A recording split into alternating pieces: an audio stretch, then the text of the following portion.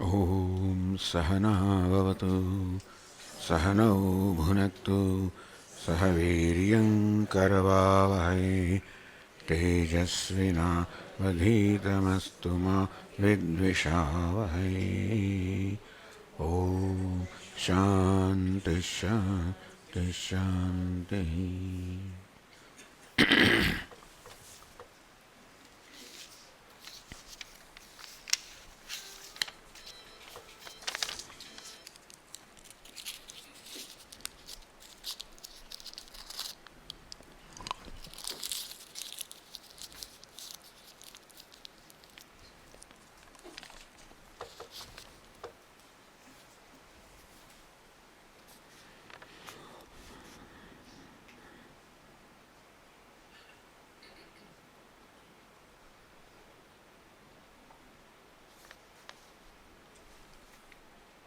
What happens to a dearly departed soul? Will the soul take another life immediately or wait? Will the soul be among the loved ones' family? Or will the soul go to a totally new and unknown family?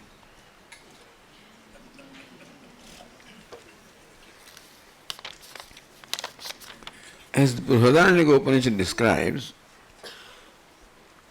when the jiva, at the time of death, all the faculties are focused in the heart. All the faculties are, the jiva attracts it, all focused in the heart. And so jivatma, along with all the faculties, lives, there are various openings in the heart. And depending upon the karma, whether he goes to a higher yoni or a lower yoni, lower species, depends on the karma. And accordingly he will depart from a given opening of the heart.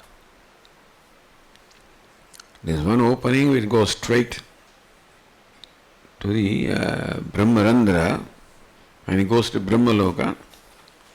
Others are in different directions depending upon his karma. And it is said that while the jiva departs from here, he has a vision of what the next embodiment is going to be. And so he goes with the knowledge of where he is going. And accordingly, it is not this family, that family, he is cut off completely from the family. It is his karma that determines what the destination is going to be. And no connection remains with this life. In fact, when the death takes place, all the memory is gone completely. And so when we take a new birth, it's a sort of a fresh beginning. Of course, we have the samskaras. What I am today is a product of my past. Other than that, there is no memory of the past. And so it is karma basically that decides the destination, not this family or that family. So it is not that he goes to loved family, etc. It is a karma that decides. This is what we know about what happens after that. There are Puranas have different kind of accounts of what happens in Garuda Purana, etc., etc. But I am speaking from the standpoint of the Brihadaranyaka Upanishad, which also describes, how the jiva departs and how he departs with the knowledge of where he is going to be, and therefore his journey is determined from here to the destination. Any further question on this? Swamiji, some people, they remember their past birth, and when they recollect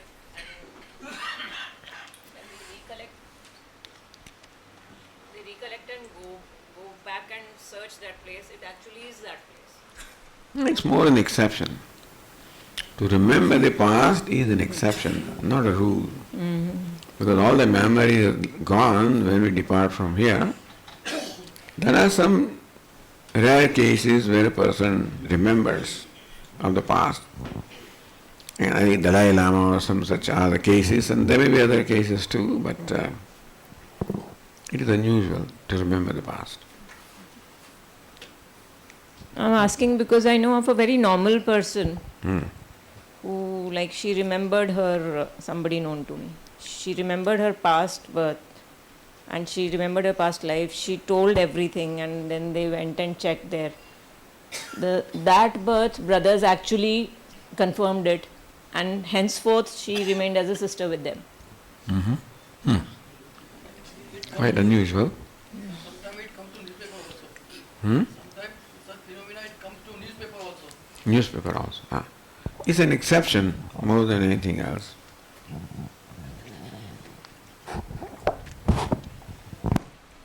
Swamiji, Bhagavad Puran, as far as I know, Ante Narayana Smritihi, Antima Kale, if we have the Smriti of Narayana, God, we will have a good birth at a good place. Is that so, Swamiji? Bhagavad Gita says that whatever is your last thought is what determines your destination. Yam yam vapi smaran bhavam tijatyante kalevaram tam tame vedi kaunteya sada tadbha. And what will be your last thought? The person does not have the freedom to determine what the last thought will be. The thought just pops up as a collective thoughts of his life. Just as in dream, we don't have the freedom to decide what the dream is going to be. So also we don't have freedom to decide what the last thought will be. All we can do is to entertain deliberately good thoughts, and so that when they are predominant, then that is what will determine the last thought. So, meaning that in order the last thought is a desirable thought, right now we must start thinking that thought that we want at the end.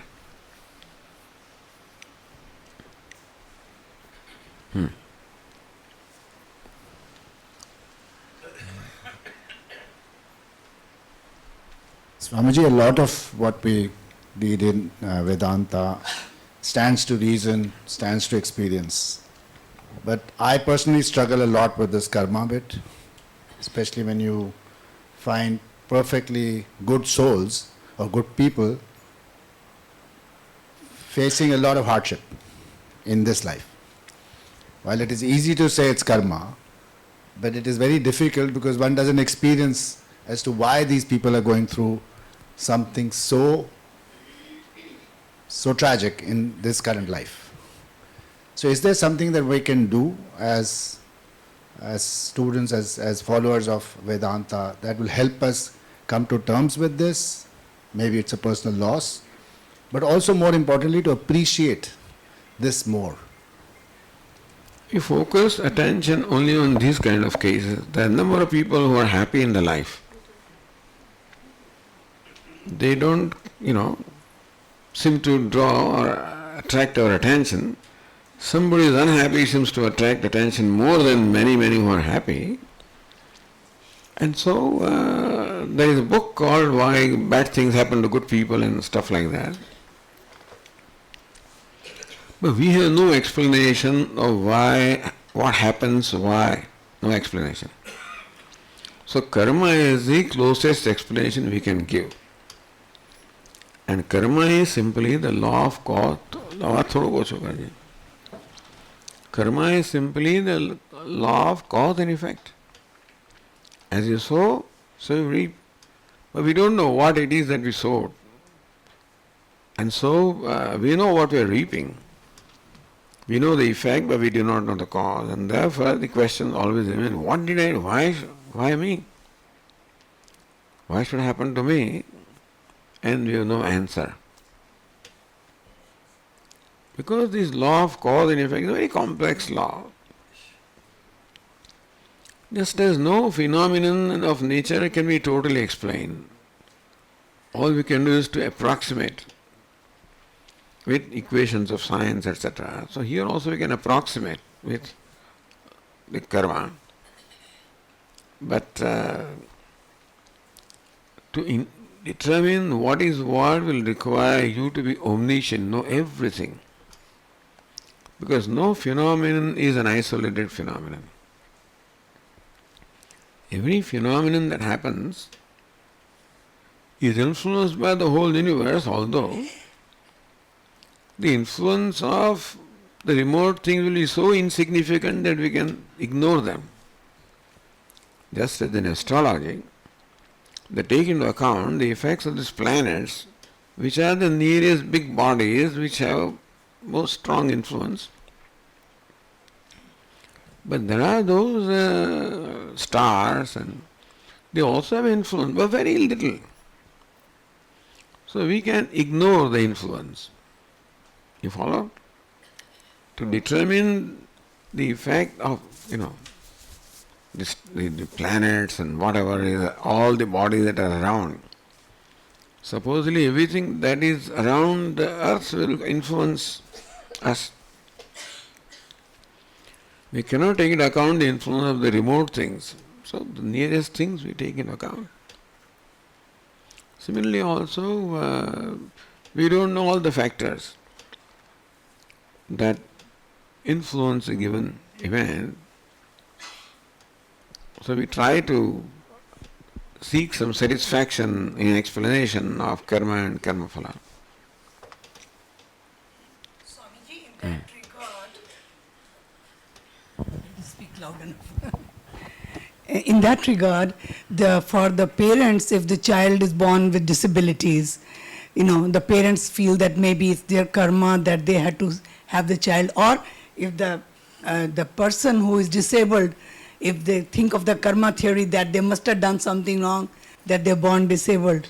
So that can be very, for a person who is suffering from disability and this karma theory is applied, that can be, for a lifetime of further misery for that person. So what will you apply? I'm asking you, Swami. What I'm saying, you need some explanation. Yes, that's true. And human mind needs an explanation. Yeah. So this is the closest explanation that we can provide. The explanation of cause and effect. This is an effect which must have a cause, and that cause is called karma. Which karma is it? When was it performed? We don't know. But then no effect can be there without a cause. That's true. And that is how the karma is the cause. And that is mainly to make us conscious about what we are doing now. To improve it further. Exactly. So we build the destiny, our own future destiny, we build by our present actions. What the past was and what the present is very difficult to determine. So a reasonably satisfactory explanation is given. Kuch karan hoga, some reason must be there.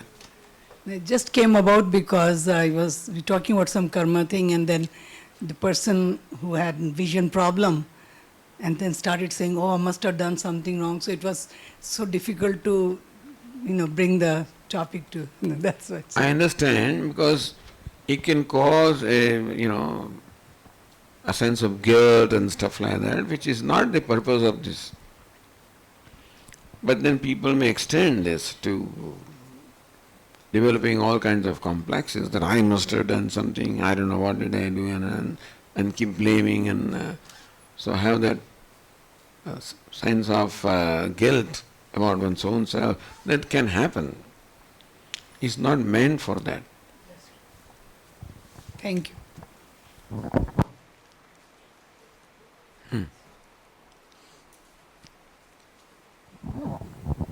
Namaskar, Swami. How to purify our antakarna? That's my the question. To only control the mind? We purify our antakarna? Or ego? How to? Again, the law is very simple, cause and effect. So in order to, let us say, purify our mind, we create positive effects by performing positive or virtuous actions. So the way to purify the mind is by performing virtuous actions, which will create effects which are also virtuous, and they will nullify to some extent, the impurities in the mind. And what about ego? How to handle this ego? No, ego is nothing to. By ego you mean pride or arrogance, or what do we mean by ego? It's just something we are, ahankar, that is called ego. Doesn't matter. What do you mean by ahankar? Kya I'm so and so. That's all right. What's wrong with that? So we are purify our antakarna if we have some ego inside me, kya I'm so and so, I'm a powerful, I'm a big. That's for you. Ego doesn't mean I'm powerful. Ego means sense of individuality. Sense of individuality. Ego can be a tamas ego, rajas ego, or sattvic ego. Ego is not a problem by itself. What we want to do is to transform the ego into a sattvic ego. Because without ego we can't function. So when they use the word ego in a general sense, by they mean only rajas ego, but then there can be sattvic ego also. So perform sattvic karma.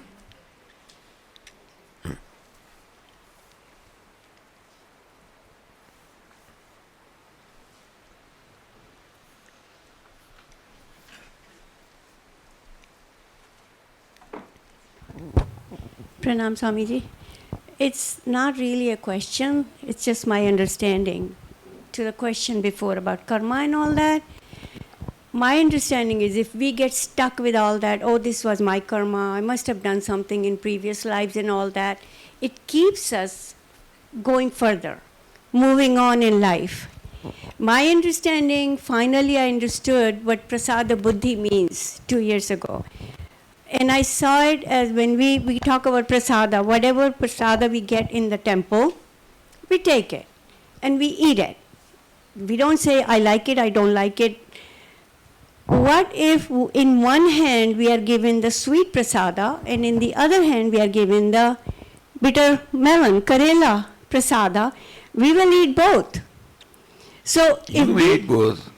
I'm sorry? You may eat both. Okay, well, we are supposed. I'm not sure if I will eat Kerala or not, but anyway. I'm just using that Karela as an example. Oh, nice. So it's just being able to accept it and then move forward instead of being stuck with this karma thing. That this was my karma and why did it happen and why me? And then I would go a little further saying, why not me? Because it pushed me into spirituality, Vedanta, even further, then that's a blessing.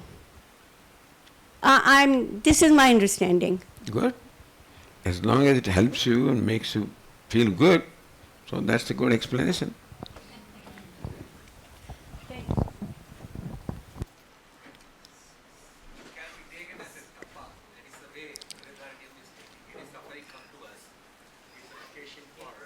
Can we take it as?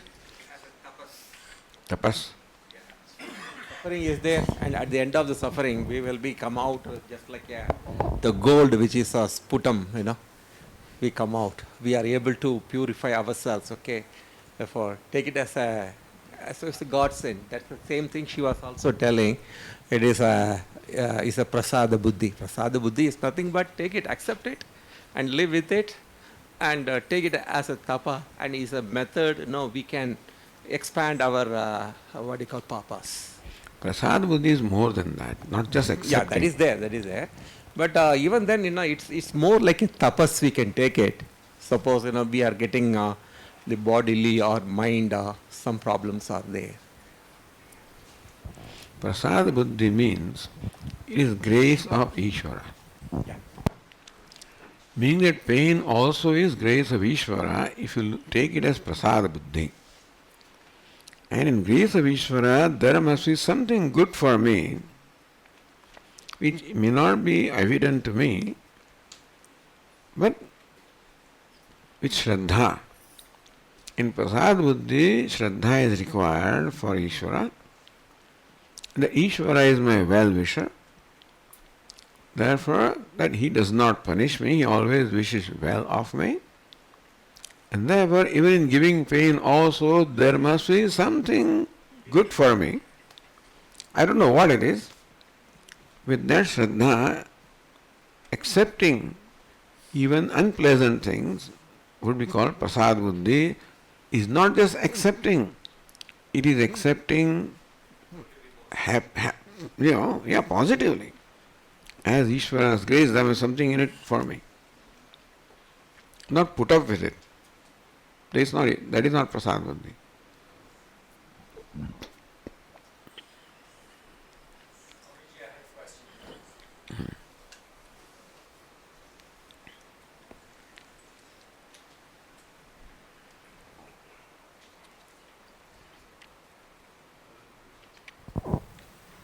Pranam Swamiji.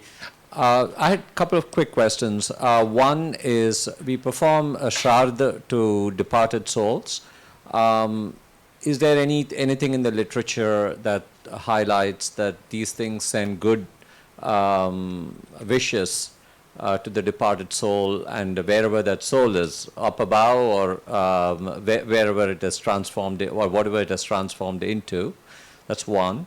And the second is, how does one reconcile with a departed soul, and be at peace with it? What are some of the nuggets of tips that you would give?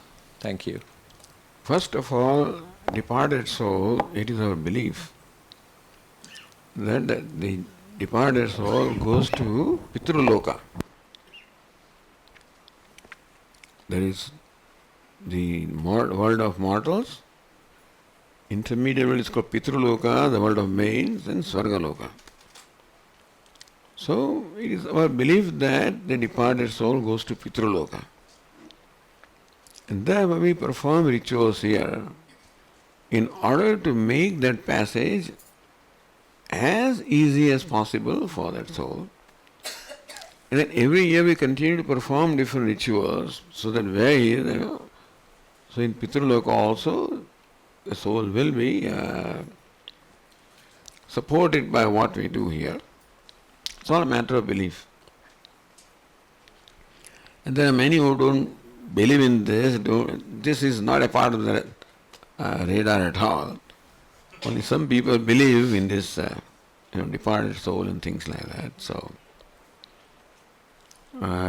if you believe in that, fine, do it. Otherwise, you'll feel guilty. So, therefore you have to do it. What is the second question? How does one reconcile with the departed soul? For the people that are left over, what is your recommendation of how to deal with it in a stable, balanced manner? Well, that the Jivatma has done the life's work. Everybody comes here for a purpose. Everybody is on his or her spiritual journey. They all come to this world for a purpose. The purpose having been accomplished, then one departs. And so purpose for which that Jivatma came is fulfilled. It's on its way now. And we wish the best for its journey. I know that there is a loss, personal loss, and we have to deal with that.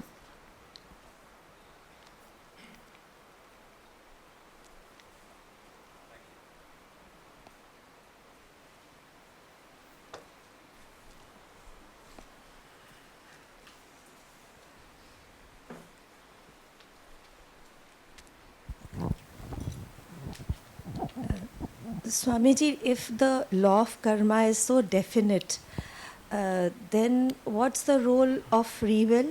What's the role of, just now you spoke about the planetary influences.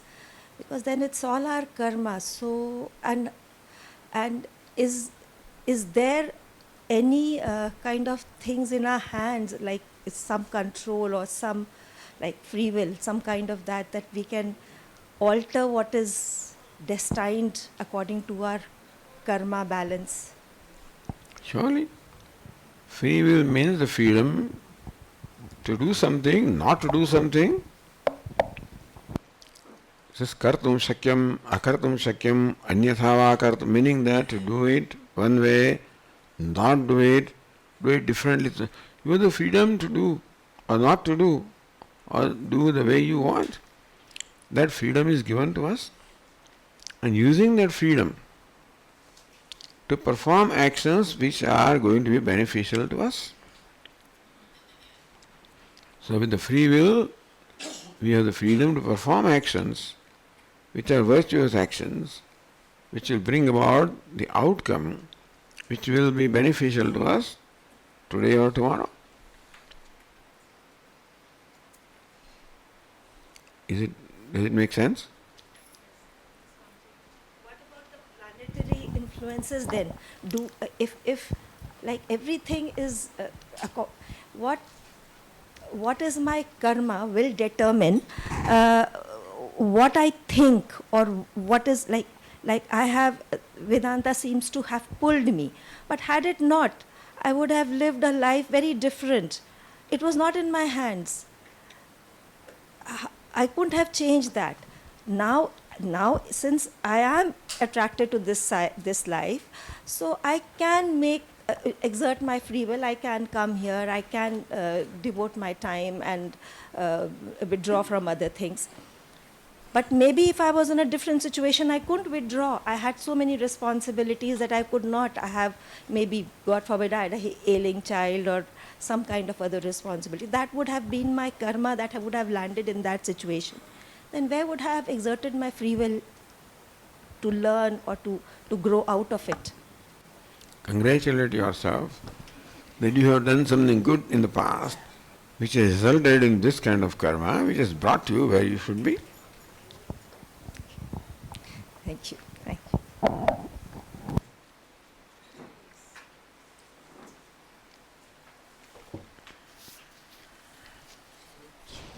Any question?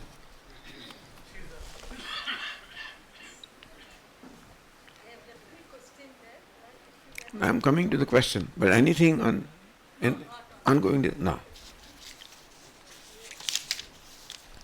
He is concerned that this discussion will take all the time. You know?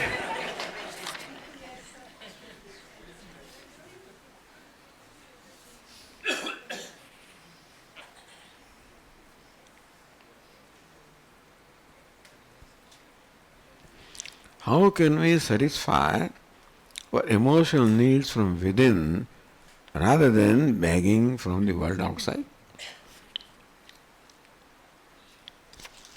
By slowly transforming the mind from rajas to sattva. A mind with predominance of rajas is a mind that is lacking, wanting, needy mind, which we all have in one measure or the other. And we have to use our free will to do things, perform actions and do what in terms of the worship and prayers, etc., to transfer that mind into sattvic mind. A sattvic mind will get satisfaction from within itself. A rajas mind which is predominant rajas always seeks it from outside. And so we have all combination of both. We do get some satisfaction from within and we also need something from outside. But our role is to perform sat, meaning that to do or to treat others the way I would have liked to be treated. That's the basic rule. To treat others the way I would have liked to be treated if I had been in that position. That is the basic value of how to relate. Very difficult. but we try to do it as best as we can. And so all values are based on this. So living life of values, worship, prayer is all we can do, and the changes will take place by the law of Ishvara. How can I be lured by the Lord Gangadhar? You are always lured by Lord. He cannot but love, because love is in nature of Ishvara. And we are always lured by Ishvara. Well, what happens is that just as the sun always, showers its light upon the whole world, and if we don't experience that light, maybe we have to open some windows, etc. So also Ishvara's grace is always showered, and we open the windows by prayers, by worship, etc. So do that. I am sure that you are already being graced by Ishvara, but if you feel, well, continue with your prayers and worship.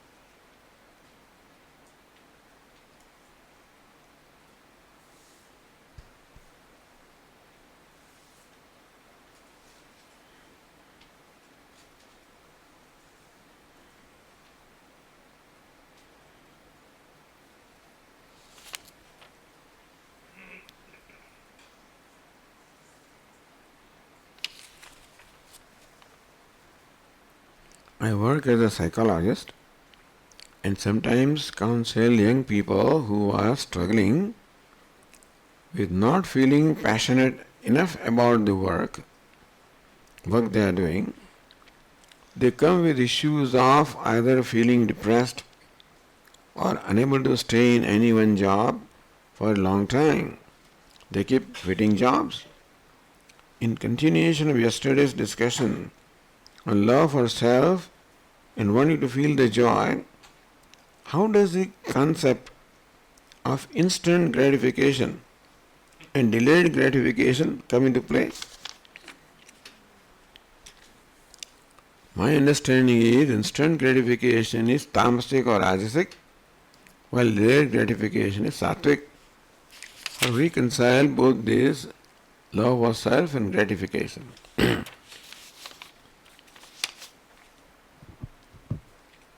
So prasad buddhi is delayed gratification. Usually we want instant gratification, meaning that we want the reward for what we do as soon as possible. Delayed gratification is the patience to wait for the things to work out. Meaning that not lose faith, not lose trust in the fairness of things. A trust that there is basic fairness in life. It's not unfairness, not injustice. Very often we feel that we are subject to unfairness. Ishvara is unfair to me, unjust to me, and I am being singled out to be punished by Ishvara, etc. We should try to stay away from entertaining this kind of feeling because there is basic fairness in life. Life could not function if fairness was not the basis of life. And that fairness, not only order, understand. Order is there, of course, of cause and effect.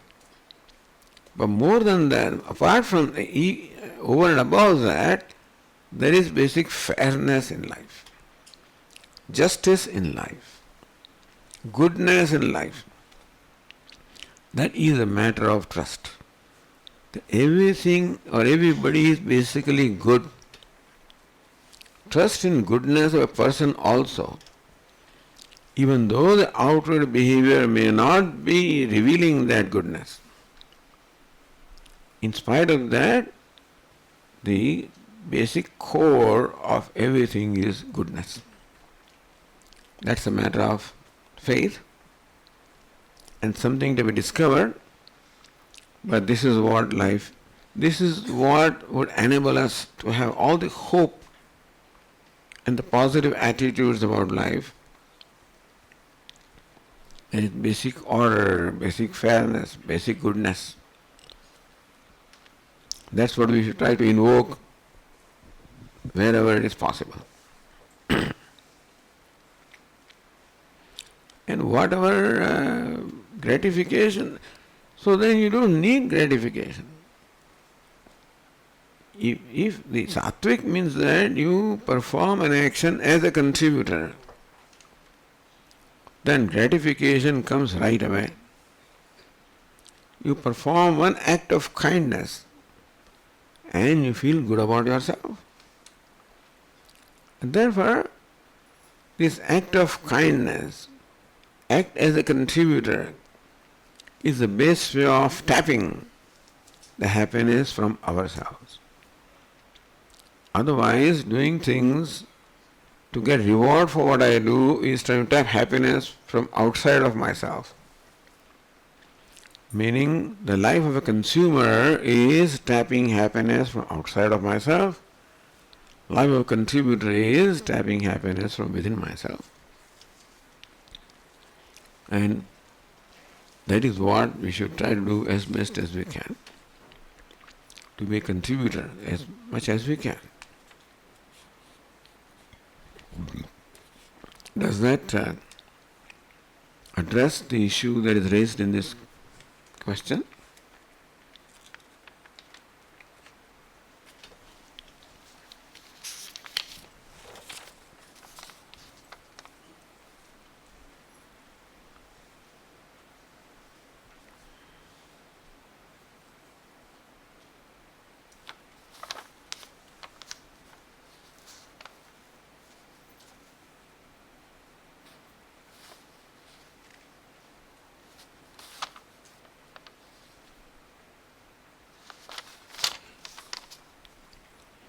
If someone can describe as having experienced samadhi, doesn't that mean even samadhi is also an object to the sakshi? Yes, samadhi is a state of mind. When there is a complete resolution of the mind, when mind enjoys the total peace, and yes, it is also illumined by the sakshi. And therefore, one who experienced samadhi also would remember that I did, just as we remember I slept well. And so a person who experienced samadhi also would remember that I did.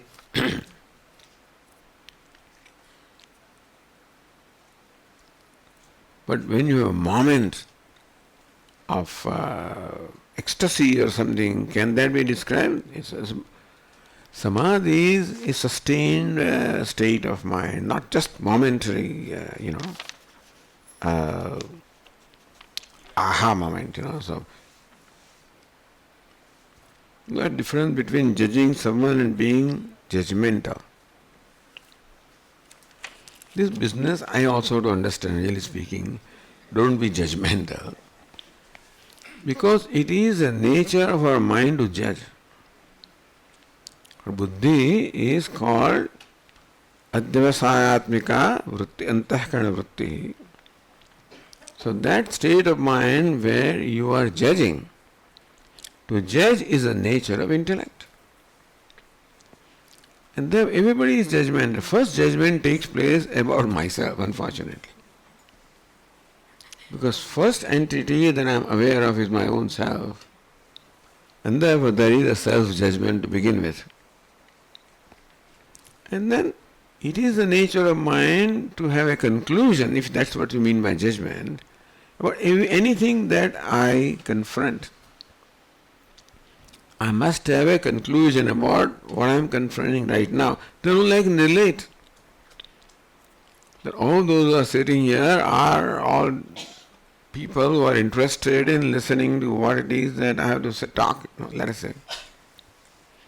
If that kind of judgment is not there, you can't function.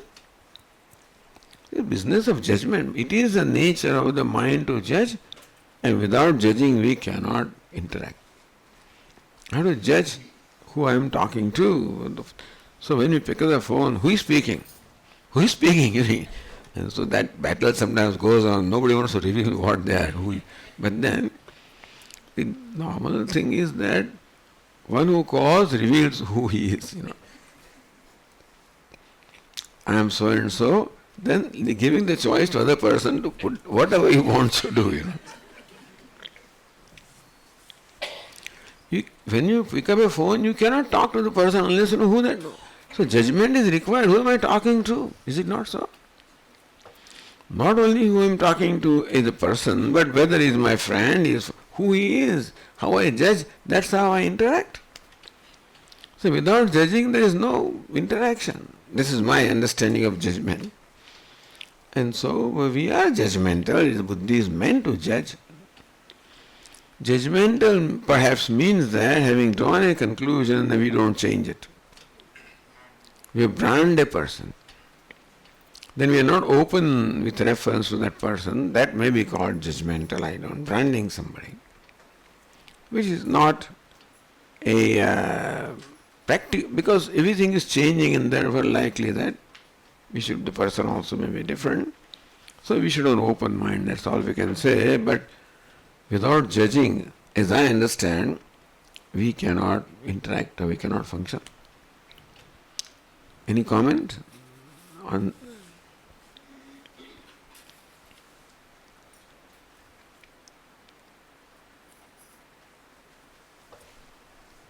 Swamiji, regarding that, it's not my question, but I'm just saying that if we see somebody, we meet somebody and we looked at a person and the past comes out and the impression of that past, and we already make up a mind that, oh, this is a good person or a bad person, what he or she did or whatever. That kind of judgmental, maybe this question might be saying that if we already making a judgment about the person, then we are not looking at the person as a fresh, new thing. Mm-hmm. So that's... Yeah, you can say. Yes.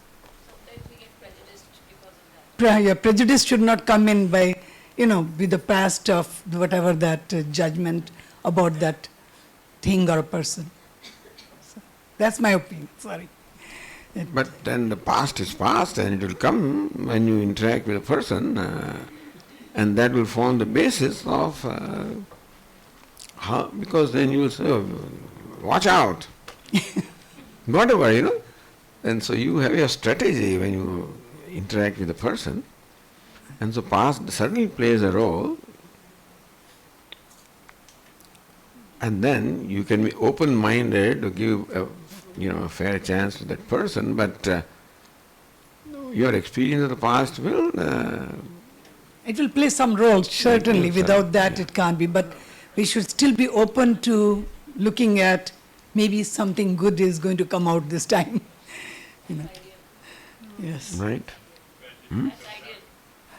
That's good. If you can do that, yes, we should.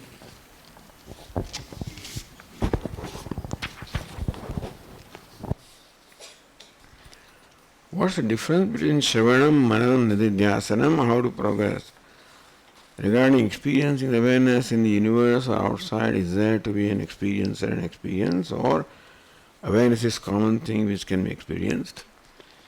Awareness is self-revealing, and therefore you don't need to be an experiencer to experience awareness of yourself, because it is self-revealing. So you don't need to be an experiencer. Is it further Chetan and Chetana to be experienced?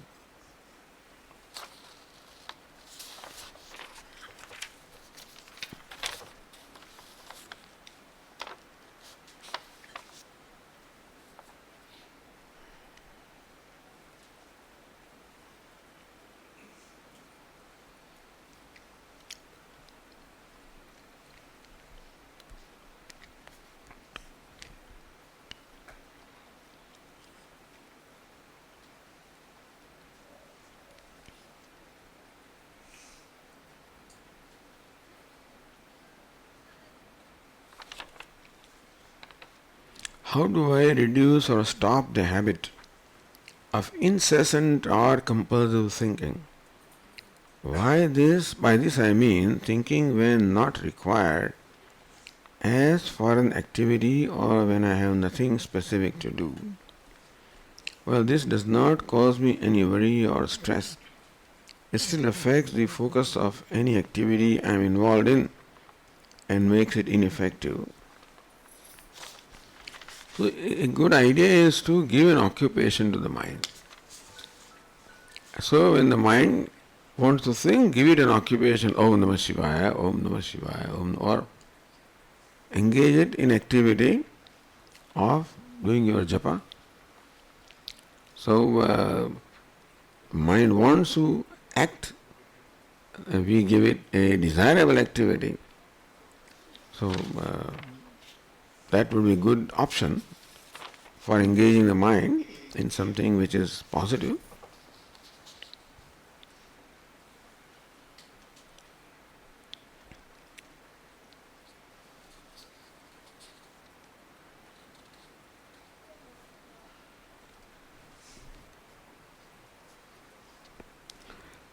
Apropos Yajnavalkya and Maitreya discussion, in renunciation, is renunciation a requisite qualification in acquisition of self-knowledge which is liberating and includes immortality? Yes, renunciation is a requisite qualification. What it means is that the mind is available for listening, for Shravanam, Mananam, whatever that you need to do to gain knowledge, the mind should be available. And that is what is meant by Antaka Shuddhi, what's meant by renunciation, what is meant by freedom from attachment, from everything else. Available to the mind for Shravanam, for Mananam. And therefore, yes, other things keep on bothering me, there is an attachment to those things, I am concerned about those things, I am worried about those things, then they will affect the flow of thoughts in my mind. So renunciation in terms of a comfort with things so that they don't bother me is certainly a very desirable thing. Powers of Maya. Does projecting power of Maya lead veiling power which activates first?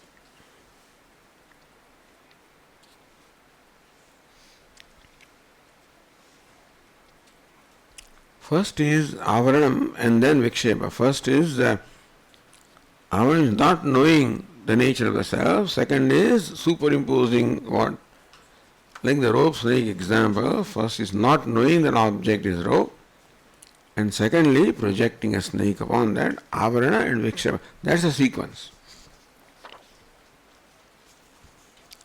Does the projecting power of Maya lead veiling power? First veiling and then projecting.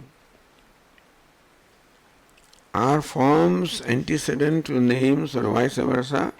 Names and forms go together. When you think of name, the form will come in your mind.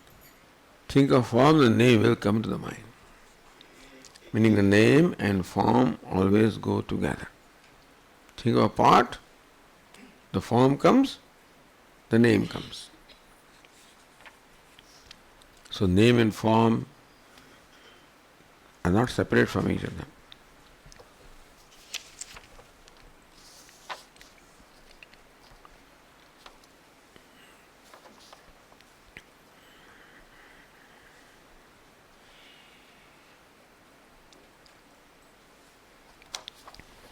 These two questions we will leave for tomorrow, and I'll preserve this for tomorrow.